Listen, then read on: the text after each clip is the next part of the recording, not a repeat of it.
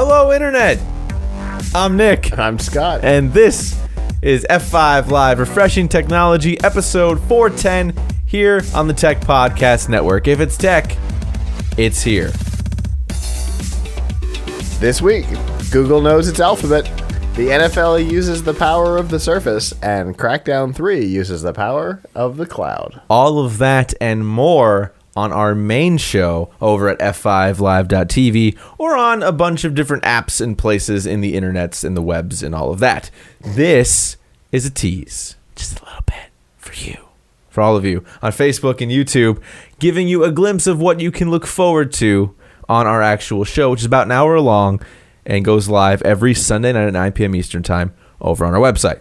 So we expect and hope, we demand, we hope that you will join us over there, audio and video, both there for you. Go check it out. And this is what we talked about this week. Microsoft, NFL, partnership, happiness, all of that being a thing. Surface Pro 3s going to all the coaches, the referees, the players, etc. for training purposes, reviews, and all of that. But apps for consumers, for us, for fans of football and computers, which is me. I'm pretty happy about that. What we're going to be seeing is an enhanced Xbox One and Windows 10 app, which will feature sensors in the players' helmets and pads. All of that will be tracking stats, which will show up on the app called Next Gen Stats. That's really exciting because that turns into a game that you can then play, pick players that do well. You might win tickets to the Super Bowl. It's pretty awesome. All of that is cool. Now, do you have to pay to play? Free. See? Part of the app. And then branding. Branding is important too. We talk about on the show how there's been a little bit of a problem with Microsoft really taking advantage of all the millions of dollars they've been paying the NFL for sponsorship to get their name on the coverage. All of the Surfaces will be branded in big, big, white, bold letters. It says Surface on the back of the tablet. So it's not the iPad-like device. It's not a tablet, Apple tablet. It's a Surface, and people will know that. Which is a good thing.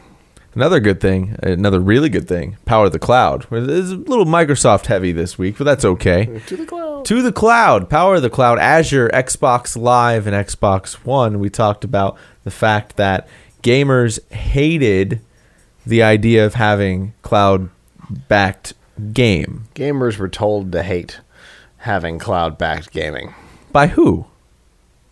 By the tech press. I like into E3. This is valid. So, a lot of E3 this year, E3 last year. A lot of developers didn't use the power of the cloud, and that kind of sucked a big one. That's just, it is what it is. That was terrible for gamers everywhere. They couldn't take advantage of true current-gen gaming. Now, Crackdown 3, their multiplayer cities are so awesome. They are 100% destructible. That's great. The only bottleneck, Microsoft says, will be from your internet service provider. If that's not faith and confidence in your platform, I don't know what is. Absolutely. They've got it handled. Either that or a little bit of a dig at Comcast. One of the two. And then we go off on a little bit of tangent about tech press and how E3 is becoming a weird thing, and that's all on our show. How I'd much rather cover PAX than E3. Indeed. Google made some waves this week by announcing that they didn't exist anymore. Google Wave. Yeah. About that kind of confusion, in fact. The announcement that they made at the end of Microsoft, the end of Monday. End of Microsoft. The end of foreshadowing. Don't do that. Don't do that. We like them. Microsoft Day, Monday. The end of Monday, they kind of casually said, "Oh yeah, by the way, Google doesn't exist anymore. Have a good weekend. Have a good week." Like, what? Run that back. I have questions. They're not taking questions today. All right. They renamed the company from Google to Alphabet and will continue to trade on the stock exchange as Google, just to keep people on their toes. And they created a new company called Google. Again, just to keep people on their toes. Why not? Larry Page said publicly one thing. It didn't make any sense. really, I think, meant another thing. Mostly makes sense. And all of it was to cover up for trying to prevent the only important person in the company from leaving. We think. So that's my guess. I have seen other people make the same guess, and there's plenty of documentation to back up the theory. And then to boot, the culture. Yeah. You buy companies, you don't want them tainted. See, that was the he said one thing, which was Yeah. I don't even remember what his protect quote the was. brand and save protect face. the brand. In reality, it was protect the culture. That or makes sense. Isolate the culture, and in reality, they were trying to prevent somebody from leaving. So will it work? I don't know. It might. It might not. We'll have to see. There has to be a lot of discipline put in place from above, and above is Larry and Sergey, and I don't think they have the ability to implement a lot of discipline in the company, as the past has proven. So. This is true. You speak of the past. How about Columbia House? You may remember them as buying 12 DVDs for $1 or 12 CDs for a penny.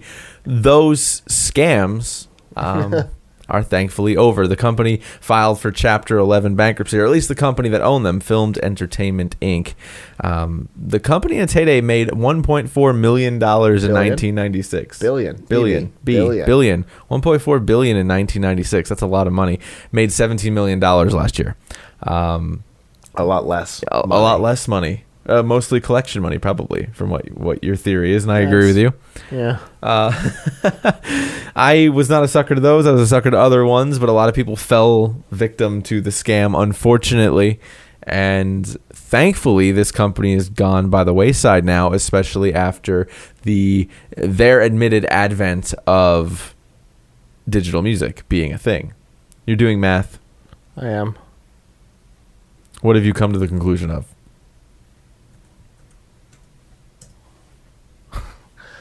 I just wanted to make sure that the math that was I got a little bit of a headache tonight, so I was just making sure that the math that happened in my head made sense.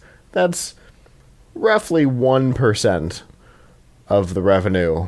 Yeah, it's not bad. From 1996. It's pretty good. Was that the year? 96? Yeah, 96. 1% of the 96 revenue. 20 years ago, just give or take. So that company is gone. 1% of the revenue. That's nuts. It's still a lot of money. This is crazy. In the grand scheme of things, it's not a lot of money. I guess not. Not compared to 1.4 billion in 96. Right. That's true.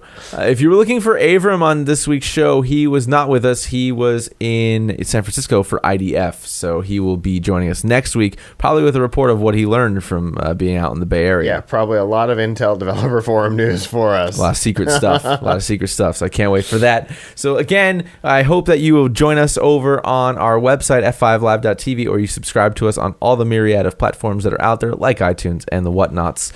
Also, follow us on Twitter at Plug Hits Live, or over on Facebook or Alphabet Plus. So anyway, if you're watching this on Facebook and YouTube, thank you, and we will hope you'll make your way over to the website. I'm Nick. And I'm Scott. We will hopefully see you over there, f5live.tv. Ciao.